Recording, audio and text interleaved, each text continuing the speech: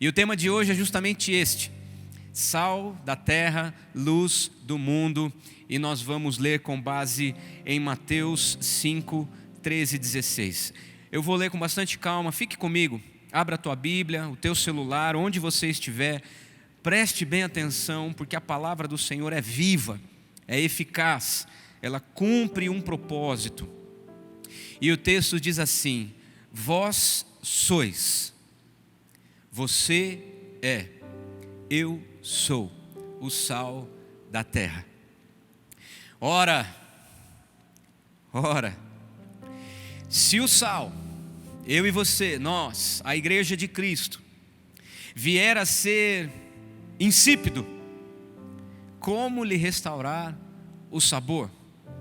Se o sal vier a se tornar sem gosto, insosso, como poderá ter sabor ou dar sabor? Para nada mais presta, senão para, lançado fora, ser pisado pelos homens. Sal sem gosto é pó. Sal insosso não serve para nada, é areia. Precisa ser pisado pelas pessoas. Vós sois a luz do mundo. Você é, eu sou. Não se pode esconder a cidade edificada sobre um monte. Todos veem. Não existe possibilidade de uma cidade no cume, no alto, ficar escondida. Tem reflexo, tem iluminação, todo mundo consegue contemplar. Nem se acende uma candeia, um castiçal, uma lamparina, para colocá-la debaixo de um cesto. O alqueire era um recipiente de cerca de 13 litros. Você não acende uma lâmpada para colocar uma tampa em cima, mas no velador, e ilumina todos que se encontram na casa ou ao redor desta lâmpada. Assim, brilhe também a vossa luz diante dos homens, para que vejam as vossas boas obras e glorifiquem a vosso Pai que está nos céus.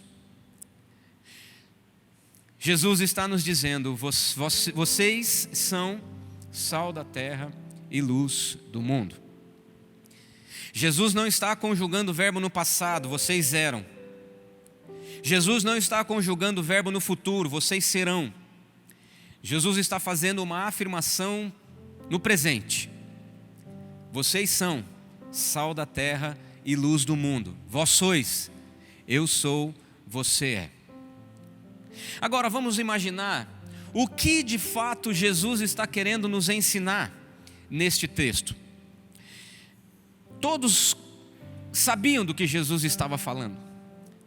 Jesus reuniu seus discípulos num monte, na região da Galileia, próximo do mar da Galileia, subiu a um monte com seus discípulos. Jesus está conversando com aqueles que ele chamou para perto de si, é uma conversa franca. Jesus se retirou para o alto de um monte, não havia multidão, mas ainda estavam iniciando o seu ministério, começando um relacionamento que veio a ser de fato um relacionamento profundo, um relacionamento de intimidade, intenso, de dormir e acordar juntos, de fazer refeições, de passar fome, de passar lutas juntos. Mas ali Jesus tinha acabado de chamar os discípulos e levou para um lugar reservado para ensinar tete a tete. Ali uma conversa muito franca. Então Jesus está se dirigindo aos discípulos, portanto, a mim e a você. Você que está assistindo nesta hora e você não se sente parte da igreja, você não se sente cristão, eu quero convidar você a prestar muita atenção, porque embora Jesus esteja dizendo aos cristãos, o impacto disso numa pessoa, as coisas que podem acontecer através de alguém que entende esta mensagem, é maravilhoso demais. Eu convido você a prestar atenção, você que é da igreja ou de fora da igreja, você que é da nossa juventude ou de qualquer outro lugar, de Londrina, do Brasil e do mundo, preste bem atenção, porque Jesus está conversando com você e comigo nesta hora. Todos sabiam do que Jesus estava falando.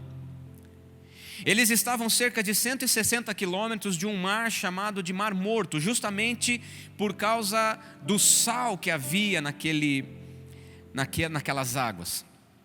Cerca de 30% da água do Mar Morto era composto por sal. Todos sabiam do que Jesus estava falando. Havia um sulfato de magnésio que, quando começava a se misturar com a água da chuva, perdia o seu efeito. A água do Mar Morto, depois ali na beira da praia, na beira da terra, quando começava a se juntar com a água da chuva, depois de algum tempo ela perdia o seu efeito, perdia o seu sabor, portanto virava areia, virava pó.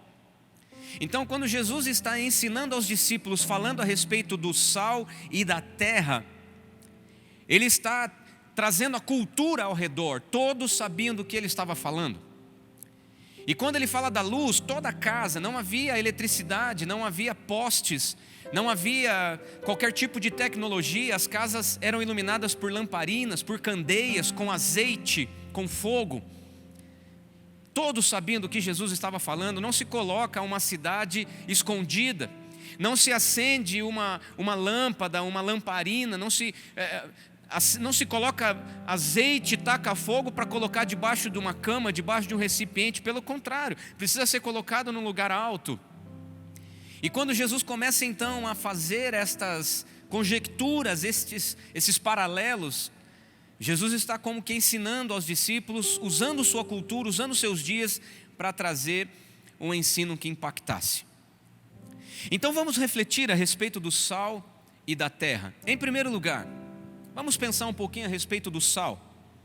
E é muito comum nós, quando analisamos, quando começamos a ler e estudar a respeito do sal da terra, a primeira explicação mais plausível é que o sal, naqueles dias, era utilizado para inibir a decomposição de alimentos. Não havia geladeira, não havia eletricidade. De alguma forma, o alimento, a carne, muita coisa que era preservada precisava ser colocado numa salmoura, precisava ser colocado no sal para não perder as suas propriedades nutritivas. Então todos ali sabiam que o sal era sinônimo de preservação. Então por que Jesus está nos ensinando a respeito do sal? Porque eu e você na sociedade, nós somos chamados, somos levantados, somos inseridos em determinados locais para inibirmos a decomposição da sociedade, para impedirmos que as coisas ao nosso redor sejam completamente destruídas, apodrecidas. Você que gosta de cozinhar, aqueles que gostam de uma carne, uma picanha, ou mesmo os veganos, vegetarianos, um brócolis, um tomate, você sabe que o sal ele tem componentes significativos. Por outro lado, estes alimentos, depois de um tempo, fora da geladeira ou fora do sal, eles começam a apodrecer, perdem suas propriedades, cheira mal. Você já teve a oportunidade de ter contato com carne podre? Eu estou usando essa terminologia porque, a meu ver, é isso que Jesus está ensinando aos discípulos. Carne estragada fede, sociedade sem tempero fede, a humanidade sem princípios está em constante decomposição, e eu e você somos colocados em lugares estratégicos para inibir, atrasar, impedir esta decomposição. Você já parou para pensar nisso? Que você é colocado numa sala de aula para inibir a podridão, para combater aquilo que traz nocividade à nossa vida? Você está numa família, numa cidade, você está numa empresa, numa universidade, estrategicamente colocado ali para inibir, atrasar, impedir que as coisas saiam do controle. Queridos, nós estamos vivendo dias onde muita coisa está saindo do controle. Seja no legislativo, no judiciário, no executivo, muita coisa está fora do lugar. A saúde está fora do lugar. Nunca na minha vida eu tive notícias de tanta gente amada, próximas a nós, enfermos, pessoas morrendo, pessoas em luto. Lá em casa nós estamos sofrendo, a Camila passou também por um período de Covid, todos nós padecemos juntos e estamos vendo que a coisa não é simples. A sociedade precisa de esperança, a sociedade precisa que pessoas se levantem para preservar a confiança em algo novo, em algo que está por vir. Esta é a presença do sal. E assim como o sal inibe a decomposição, o sal também ele faz com que o sabor dos alimentos sejam realçados. Hoje não vai dar para a gente tomar um lanche depois do AMP, não vai dar para dar aquele rolê, infelizmente, não dá. Estamos com toque de recolher, mas estamos com a consciência de que precisamos tomar cuidado. Mas pense num churrasco, pense numa pizza saborosa. Pensa numa refeição, a tua refeição predileta, uma massa, lasanha, macarrão, o que você gosta de comer? Se você me perguntar, eu não tenho dúvidas. Uma carne bem assada, para mim é o suficiente. Uma picanha suculenta, para mim nada se compara. O sal não é visível. O sal na carne, por exemplo, ele não é contemplado, mas ele é percebido por causa do sabor do alimento. Pensa comigo. Você que gosta de churrasco vai entender bem o que eu estou te dizendo. Na hora que você corta a carne, eu gosto dela bem mal passadinha, aquele suco vai escorrendo. A hora que você corta assim, você vai servir para os seus convidados, você não diz assim, experimenta esse sal. Você diz assim, experimenta essa carne. Olha esta refeição, olha esta salada, olha esta comida. Quando você corta o alimento com todo carinho, eu sei que nós estamos em casa, tem muita gente aproveitando para se aventurar na cozinha. Pensa no teu alimento predileto, quem sabe está te dando fome, daqui a pouquinho você vai pedir, você vai fazer, você vai comer. É para ter fome mesmo, porque uma das propriedades do sal é dar sede também, é fazer com que as pessoas tenham ainda mais prazer. Mas o sal na comida realça o sabor. Sal não é alimento, sal é tempero. E se você pegar uma colher de sal refinado, por exemplo, e comer, você vai passar mal. Se você pegar algumas pedras de sal grosso e colocar na boca, pode te fazer muito mal para a saúde, além de você não conseguir suportar o sabor. Agora, se você coloca uma pitada de sal, uma colher de sal no alimento, aquele componente faz com que o sabor do alimento seja realçado. Então, nós estamos na sociedade para dar sabor, para dar gosto. Jesus não falou assim, vocês são a pimenta da terra. Jesus não falou assim, vocês são o jiló da terra. Vocês são o boldo da terra. Porque é assim que a gente age muitas vezes, trazendo amargura onde a gente está. Nosso coração às vezes fica cheio de mágoa, e onde a gente está, a gente traz coisas amargas, sabor amargo. Queridos, o sal da terra traz sabor. A presença do sal é imperceptível, mas quem se alimenta daquilo sabe que é gostoso, sabe que tem sabor, nem mais nem menos, nem pouco nem muito, mas na medida, com equilíbrio, com moderação. O sal também, ele não faz distinção de pessoas. Você já imaginou? Você coloca sal na comida, pensa agora num cozido, uma abobrinha, por exemplo, minha sogra faz, minha mãe faz, as crianças adoram uma abobrinha com manteiga, com azeite, com tempero. Na hora que você mistura o sal, se você pegar uma colher do cantinho, uma colher do meio, uma raspinha do fundo, você vai colocar no prato e todo o alimento vai ter sabor. Todo o alimento vai ter sabor. Não existe a menor possibilidade de uma colherada estar salgada, outra na medida e outra insossa. Porque o sal ele mistura por completo, não faz separação. Onde eu quero chegar com isso? Porque você não é sal da terra para os que concordam com você. Você é sal da terra também para os que discordam de você. Você não é sal da terra apenas na esquerda ou na direita, mas você é sal da terra para a esquerda e para a direita. Você está me entendendo? O sal não faz acepção de pessoas porque não vê pele, não vê classe social. Você não compra no mercado sal refinado para ricos, sal refinado para pobres, sal para negros, para brancos, para índios, para amarelos.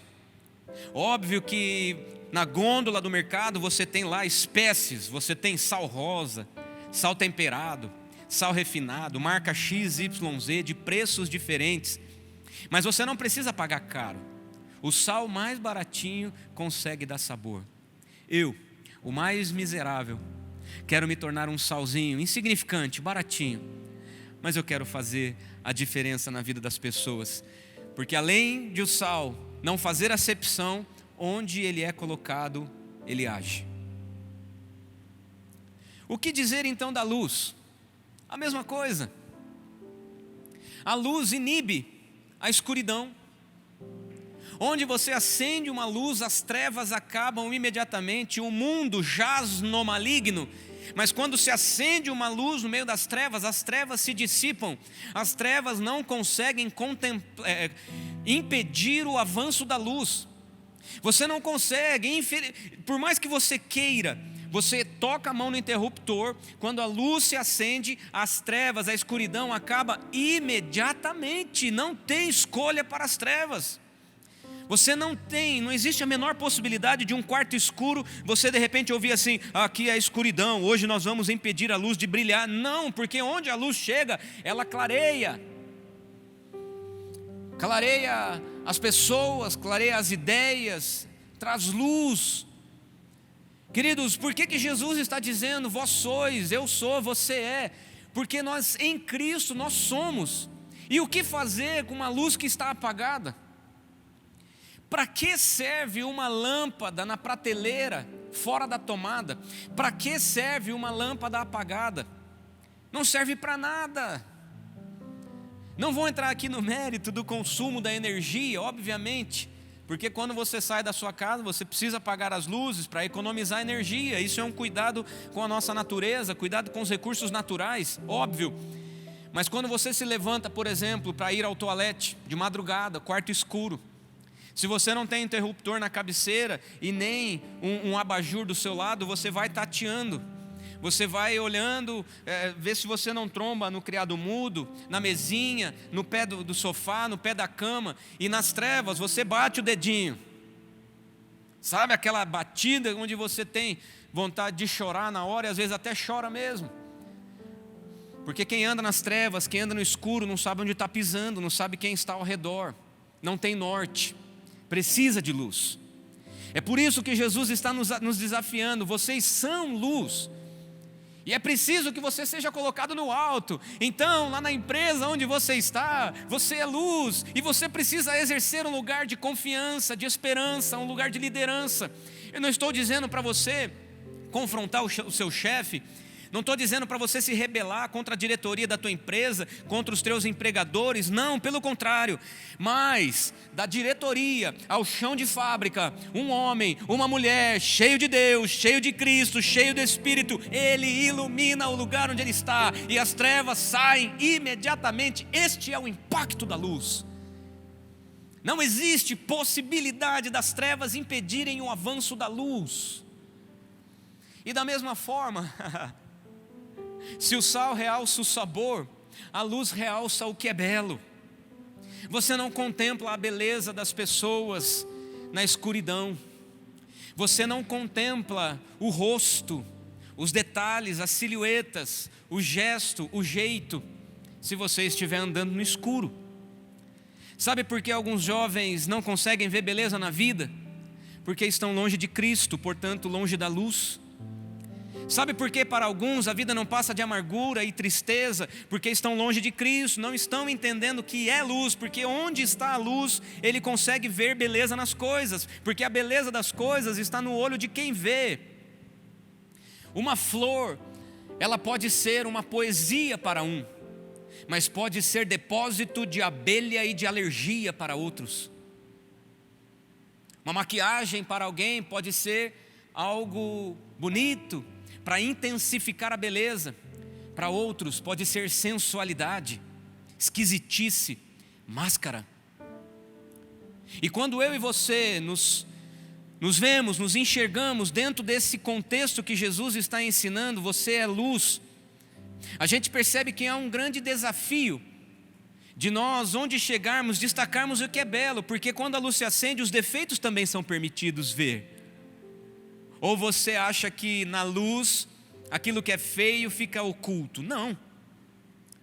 Mas a luz do mundo, ela destaca o que é belo.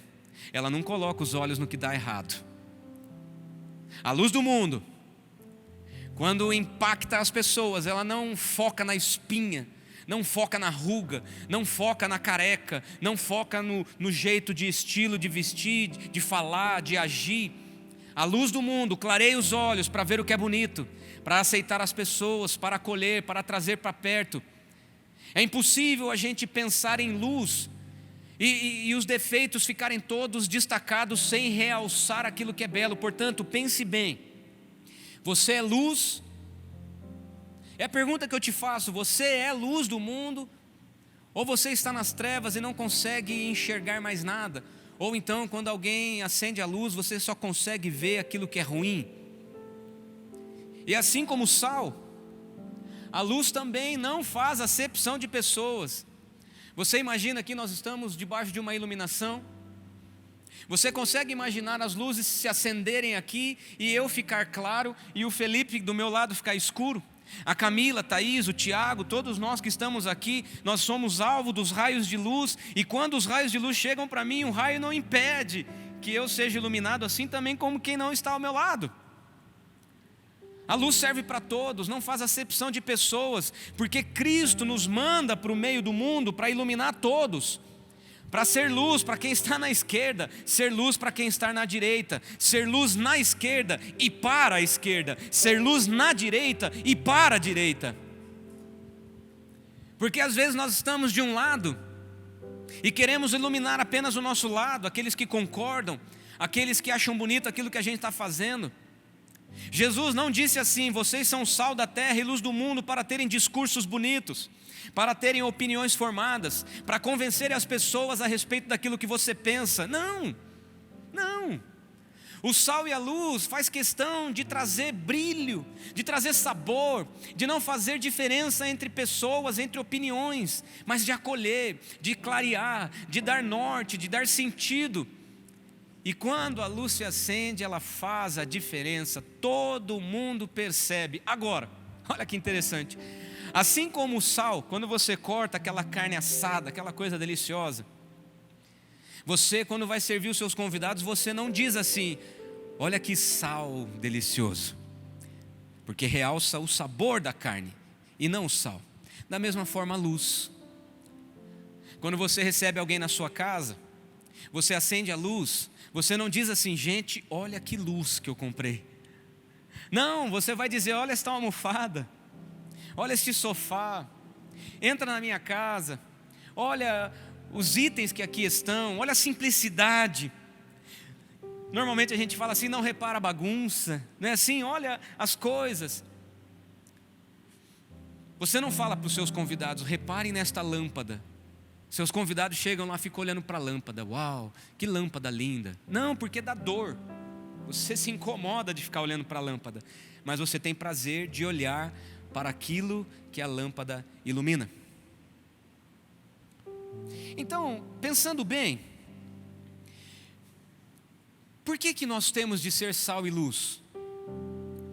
Para que vejam as nossas boas obras e glorifiquem o nosso Deus que está nos céus. Assim brilhe diante de vós a luz de Cristo.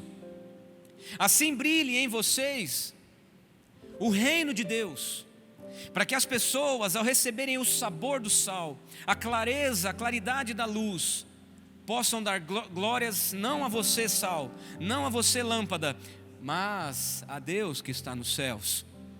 E todas as vezes que a gente quer ter o mérito, a gente fica indigesto. Se o sal quiser ter mérito, ele passa a dar ânsia de vômito. Se a luz quiser ter mérito, ela vai doer os olhos de quem vê. Quando nós queremos promover aquilo que está ao nosso redor, nós nos comportamos de maneira moderada, equilibrada, para cumprir o propósito para o que fomos designados.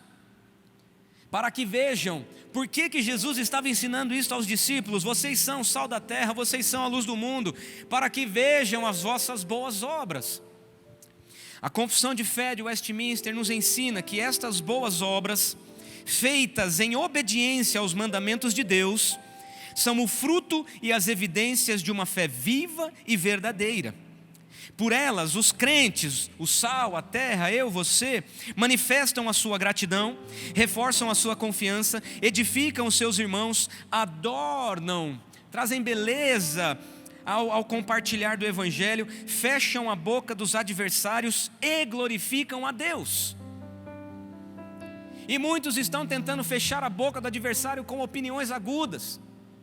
Muitos estão impedindo que os outros falem para não ter sequer de ouvir.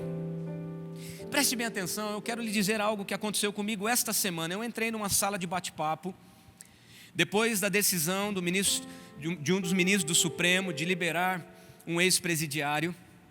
Eu entrei numa sala de bate-papo para conversar. E como eu já podia prever, a discussão estava muito acalorada. Nervos à flor da pele, o ódio estampado em cada fala, a intolerância sendo ali compartilhada de maneira irrestrita.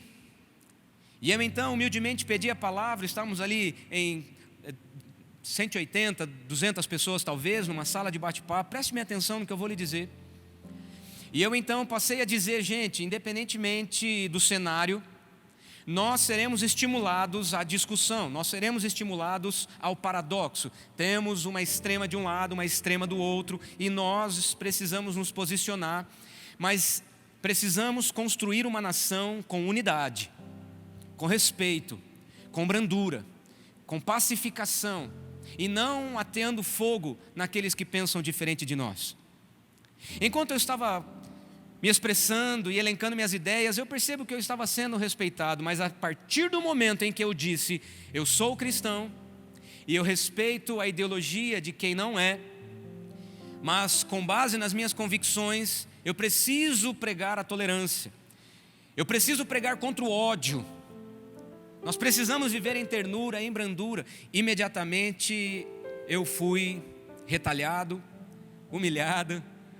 Algumas pessoas me agrediram, e aí automaticamente eu fui taxado de branco, heterossexual, assassino de escravos, contra as minorias, fascista. Ei, onde está o respeito? Onde está o diálogo? Onde está a tolerância? Onde está o Evangelho de Jesus Cristo, que ilumina todos e não faz distinção de pessoas? Nós estamos correndo risco, correndo um perigo muito iminente, de nos próximos anos, até outubro do ano que vem, a gente ficar brigando por causa de opinião. Você tem coragem de queimar pontes com outras pessoas por causa de opinião? Eu convido você a ser sal da terra e luz do mundo. Para você é isso. Se indispor com pessoas amadas por causa de ideologia política, se indispor por causa de posicionamento ideológico. Você acha que vale a pena a gente rasgar as escrituras, a gente criar inimigos por causa de ideologias? As pessoas passam e o que vão pensar de nós? Aquele era um grande ideólogo, aquele pensava muito sobre direita e sobre esquerda. Queridos, eu quero convidar você a ser sal da terra e luz do mundo, para realçar o sabor, para realçar o que é belo, e não ficar batendo na tecla das diferenças. Por favor, não caia nessa cilada. É o inimigo tentando cegar o entendimento dos incrédulos. É o inimigo tentando fazer a cabeça de quem não consegue olhar para Cristo.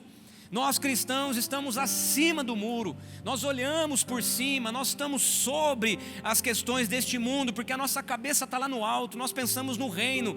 Ser sal da terra, luz do mundo, é agir com a cabeça no alto, mas com as nossas ações na sociedade, para fazer diferença e proclamar aquilo que é bom. Eu estava lendo um texto, parece que quando a gente se disciplina a ler a palavra do Senhor e realmente buscar com empenho, entendimento. Eu estava lendo esse texto, meu Deus, parece que eu nunca tinha lido isso. Colossenses capítulo 2, versos 20 a 23. Vocês morreram com Cristo. Você que é sal, você que é luz, vocês morreram, nós morremos com Cristo.